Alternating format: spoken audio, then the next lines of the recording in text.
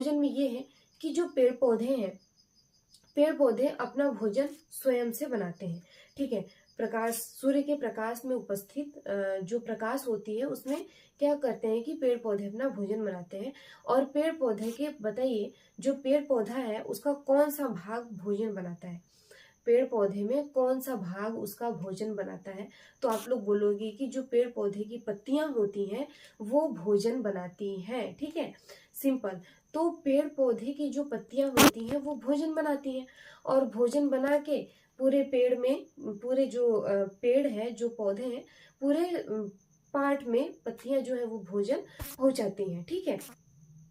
और और क्या होता है पेड़ पौधों में, पेड़ पौधों में खनिज लवण जो मिलते हैं वो मिट्टी के माध्यम से मिलते हैं, यानी जड़ के माध्यम से।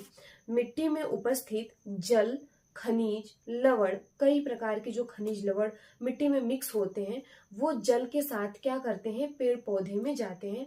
और उन्हें पहुंचाता कौन है, जड़ के माध्यम से, रूट के माध्यम से। रूट में एक रूट हेयर होता है, वो रूट हेयर क्या करता है, जल को एब्जॉर्ब करता है।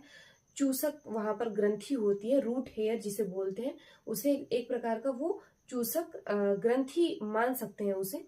हालांकि रूट हेयर मौजूद होता है पेड़ में, जिनसे कि रूट हेयर का क्या काम है, रूट हेयर का काम है जो भी मिट्टी में उपस्थित जल है और जल में जो घुलनशील खनिज लवण है उसे चूसने का काम करते हैं, उसे एब्जॉर्ब करने का या खींचने का काम करती हैं। फिर वो क्या होगा कि जाइलम और फ्लोएम की कोशिकाओं के माध्यम से पूरे पेड़ पौधे में पहुंचता है। ठीक है। तो पेड़ पौधे भोजन इस तरीके से बनाते हैं, और जो खनिज लवण अलग से होते हैं वो पेड़ पौधे में इस माध्यम से जाते हैं। ठीक है, ये बात आपको पता चल गया। अब आगे बात करते हैं इसमें जंतु में भोजन। तो जंतु क्या करता है, जंतु किसी दूसरे पर निर्भर होता है, यानी अपने से छोटे जो प्राणी होते हैं, जो भी सजीव होते हैं, उनको खाता है। ठीक है। उनकी उन्हीं को खाकर वो क्या करते हैं, जीवित रहते हैं, और इस तरीके से अपने भोजन की क्या करते हैं, पूर्ति करते हैं। ठीक है। तो बस अंतर यही है कि पौधों और जंतु दोनों को भोजन की आवश्यकता है। ठीक है, दोनों को क्या है, भोजन की आवश्यकता है, लेकिन बस तरीका यहाँ पर अलग है।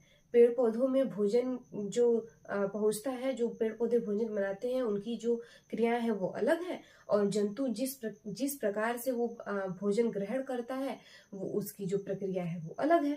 सिंपल। ठीक है। आई होप आपको इस भोजन के पॉइंट पर जो भी चीजें थी वो मैं आपको बता दी, समझ में आ भी गया होगा।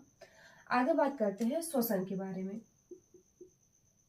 श्वसन के बारे में बात करें, जो सेकेंड पॉइंट है, श्वसन में क्या होता है कि देखिए, श्वसन पौधों को भी श्वसन की आवश्यकता होती है, और जंतुओं को भी श्वसन की आवश्यकता होती है। ये सिंपल है, ये आप सभी को पता है। और अभी कल की क्लास में मैंने आपको ये बताया था, ऑक्सीजन और कार्बन डाइऑक्साइड का जो मामला था, कल की क्लास में मैंने आपको बताया था। ठीक है, तो बस वही यहाँ पर रख दो आप